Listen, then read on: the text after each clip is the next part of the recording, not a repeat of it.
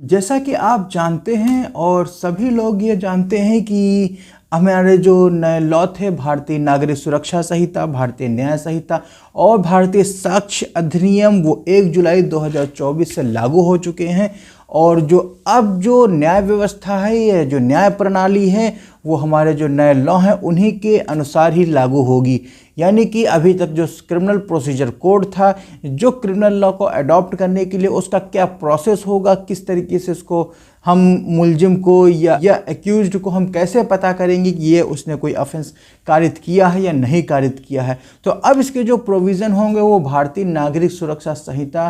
के अधीन होंगे और इसके साथ में आईपीसी, भारतीय दंड संहिता के स्थान पे भारतीय न्याय संहिता लागू हो चुकी है और एविडेंस एक्ट को भारतीय साक्ष्य अधिनियम के तौर पे उसको लागू किया गया है। लेकिन आज के दौर में और आज के परिदृश्य को देखते हुए जो पुलिस को ये आवश्यकता थी कि हम किस तरीके से अक्यूज्ड या जो मुलजिम है उसको कैसे हम अरेस्ट करें, क्योंकि बहुत ही बड़ी ये विडंबना थी, या बहुत ही बड़ी ये कमजोरी, या कहीं से ये पुलिस व्यवस्था की लाचार परिस्थितियां निकल के सामने आती थी कि जब कोई व्यक्ति या कुछ ने अपराध कारित किया गया है, वो कोर्ट के द्वारा वांटेड भी है, यानी कि उसमें उसके विरुद्ध बीडब्ल्यू या एनबीडब्ल्यू के आदेश पारित हैं। तो ऐसे इस स्थिति में पुलिस को यह आदेशित किया जाता था कि सच एंड सच पर्सन को, उसको पकड़ को मेरे सामने पेश किया जाए। लेकिन ऐसे इस स्थिति में अगर जो कोई व्यक्ति है वो कहीं जो अपने जो रेजिडेंस प्लेस से है वहाँ न रह के कहीं और कहीं रह रहा हो,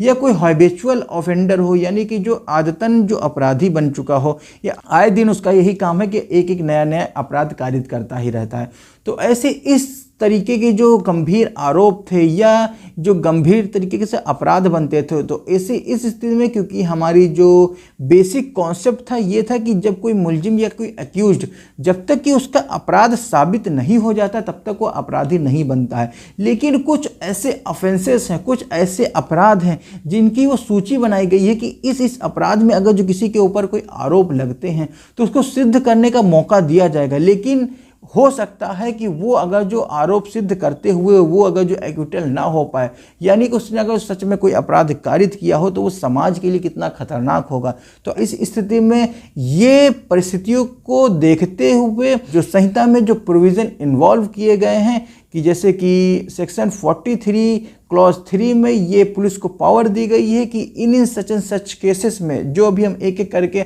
आपके सामने हम डिस्कस करेंगे कि इस केसेस में पुलिस के पास ये पावर रहती है, वो किसी भी स्थिति में कभी भी उस व्यक्ति को, यानी कि जो मुलजिम है, जो अभियुक्त है, उसको हैंडकफ यानी कि हथकड़ी लगा के उसको अरेस्ट करके थाने ला सकती है। और थाने लाने के बाद जो उसके जो निकटतम मजिस्ट्रेट होगा उसको विदिन 24 आवर्स के अंदर उसके सामने पेश करेगा। तो ये तो हो गई अलग से जानकारी। लेकिन इसके साथ में कौन कौन से ऑफेंसेस होंगे जिसमें पुलिस को अरेस्ट करने की पावर है, जिसमें कोर्ट से उसको आदेश लाने की भी आवश्यकता नहीं है, जो एक अभिन्न अंग है कि समाज में शांति व्यवस्था मेंटेन रहनी चाहिए। तो शांति व्यवस्था मेंटेन करने के लिए कि ये इस जो तरीके जो गंभीर प्रकृति के जो अपराध हैं उनमें अगर जो कोई अभियोग या आरोप लगाया जाता है किसी भी व्यक्ति के ऊपर, तो उस अपराध को श्रेणी को देखते हुए उस व्यक्ति को इमीडिएटली बिना किसी समय गवाए उसको अरेस्ट किया जाता है। सबसे पहले यह है कि अगर जो कोई अभियोग या कोई आरोप लगाया गया किसी व्यक्ति के ऊपर, किसी मर्डर का चार्ज है,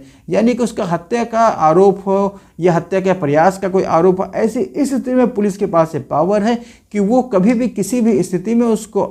हथकड़ी लगा के उसको अरेस्ट करके ला सकता है। या उसको वो आरोपित हो या वो वांटेड हो रेप के केसेस में, उसमें कोई ज़्यादा चेंजेस नहीं किए गए हैं। वो बेसिकली ज़्यादातर पे वही है कि अगर जो कोई ग्रुप में अगर जो कोई किया गया है या उसकी कंसेंट नहीं है, या वो 15 या 18 के बीच में है, हस्बैंड एंड वाइफ के रिलेशन के दौरान अगर जो उस तरीके का अगर जो कोई अपराध कारित किया गया, कोई भी किसी भी स्थिति में हो अगर जो इस तरीके में अगर जो कोई आरोपित किया गया तो उसको पुलिस भी अरेस्ट कर सकती है। उसमें भी किसी भी प्रकार का कोर्ट के आदेश की आवश्यकता बिल्कुल भी नहीं पड़ती है। और इसके अतिरिक्त अगर जो कोई आरोपित बनाया गया है या अभियोग उसके ऊपर चलाया गया है कि फेक करेंसी की, यानी कि वो सिक्के या नोट जो हमारी भारतीय मुद्रा के रूप में जो जानी जाती है उसको प्रिंट करने का जो अधिकार है वो सरकार के पास है। उसके अतिरिक्त कोई इलीगल तरीके से अगर जो कोई इस तरीके के सिक्के या नोट या फेक करेंसी तैयार करता है तो इस तरीके के अपराध को देखते हुए पुलिस उसमें तुरंत अरेस्ट कर सकती है। और इसके साथ में अगर जो कोई आरोप बनाया गया है, ये आरोपित है या वांटेड है, वो वांटेड है टेररिस्ट एक्टिविटी में, यानी कि वो आतंकवाद से संबंधित किसी गतिविधि में अगर जो संलिप्त है, तो ऐसी इस स्थिति में पुलिस उसको बिना किसी संकोच को उसको हथकड़ी लगा के अरेस्ट कर सकती है। और इसके साथ में एक इम्पॉर्टेंट थिंग है सेक्शन 69 भारतीय न्याय संहिता की, जैसा कि नाम का ही लगता है 60 और 9। और इस तरीके से जो इम्पॉर्टेंट चीज़ ये है कि अगर जो कोई जो आज के दौर में जो गर्लफ्रेंड बनाते हैं और जो गर्लफ्रेंड या बॉयफ्रेंड जो अलग जाके जो अपना समय व्यतीत करना है, तो ऐसी स्थिति में जो कोई प्रॉमिस करे कि हम शादी करेंगे और इस प्रॉमिस को मेंटेन करने के लिए अगर जो रिलेशन बनाते हैं और वो रिलेशन बनाने के बाद अगर जो कोई जो बॉयफ्रेंड है वो मुकर जाते हैं, तो ऐसे इस स्थिति में, क्योंकि नॉन बेलेबल ऑफेंस है, इसमें मैक्सिमम 10 साल तक सजा भी हो सकती है। तो इस तरीके के अपराध में अगर जो आरोपित हुआ है, यानी कि वो वांटेड है, उसके ऊपर अभियोग लगाया गया है, यानी कि जाहिर से तौर पे हम ये कह सकते हैं गर्लफ्रेंड के द्वारा अगर जो वो आरोप सिद्ध होता है, सिद्ध करने की आवश्यकता भी नहीं है, अगर जो वो आरोपित भी करते हैं और या उसमें अभियोग लगाया भी जाता है, एफआईआर दर्ज हो जाती है, तो पुलिस के पास ये पावर है कि वो जो बॉयफ्रेंड है उसको अरेस्ट करके उसको लॉकअप में बंद कर सकते हैं। और इसी के साथ में आप ये विचार करिए कि कोई भी अगर जो सम्मानित व्यक्ति है जिसने गर्लफ्रेंड के द्वारा अपने बॉयफ्रेंड के ऊपर अगर जो इस तरीके से उसको शादी करने के लिए वादा किया था और वो वादे में सही तरीके से परिपूर्ण नहीं हो पाते हैं, तो ऐसी स्थिति में पुलिस आपके ऊपर वो हथकड़ी लगा के आपको अरेस्ट कर सकती है। या कोई ऐसा अपराध है जिसमें कि आप कोई ऐसी मेडिसिन या कोई ऐसी दवाइयाँ डेवलप करते हैं, बनाते हैं जो सरकार के द्वारा बैन है या उसको प्रोहिबिटेड की गई हैं कि आप ऐसा उसको नहीं बना सकते हैं। तो इस तरीके के अपराध में अगर जो आपके ऊपर एलिगेशन लगाया गया है या आरोप लगाया भी गया है, तो इस तरीके के जो अपराध में भी पुलिस आपको अरेस्ट कर सकती है। इसमें भी किसी प्रकार की कोई भी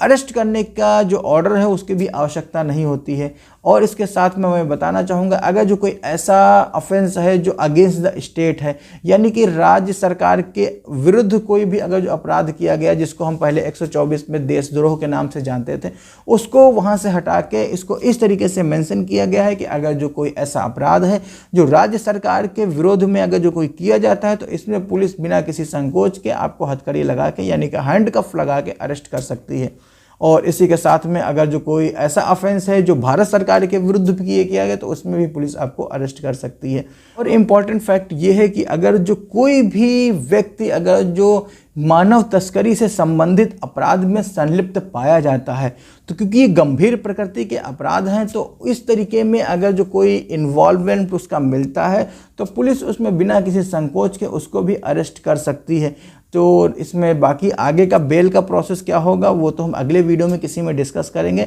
तो सबसे पहले मैं ये बताना चाहूँगा कि जो सच जो ऑफेंसेस हैं, तो उसमें जो मुख्य रूप से जो अपराध हैं वो मैंने आपको बताने का प्रयास किया। और क्योंकि इस छोटे से अंतराल में हम आपकी सारी जो जानकारी है उसको एक वीडियो में संकलित नहीं कर सकते हैं, और इसी के साथ में अगर जो इसके जो अंश जो रह गए हैं इस अपराध की श्रेणी में, उसको हम किसी अगले वीडियो में हम डिस्कस करेंगे। और अभी तक अगर जो आपने सब्सक्राइब नहीं किया है तो उसको सब्सक्राइब कर लें और साथ में बेल आइकन अवश्य प्रेस कर दें, जिससे आपको ऐसी ही जानकारी थ्रू द नोटिफिकेशन आपको मिलती रहें। और साथ में लाइक करें और कमेंट में जय हिंद अवश्य लिखें और दूसरों लोगों तक शेयर करें, जिससे ऐसी ही जानकारी दूसरों लोगों तक पहुंचती रहें, जिससे वो इनका ज़्यादा से ज़्यादा लाभ उठा सकें और दूसरों को भी लाभान्वित कर सकें। और इसी आशा के साथ तब तक हंसते रहिए और मुस्कुराते रहिए। और वीडियो अंत तक देखने के लिए प्रेम पूर्वक धन्यवाद। जय हिंद।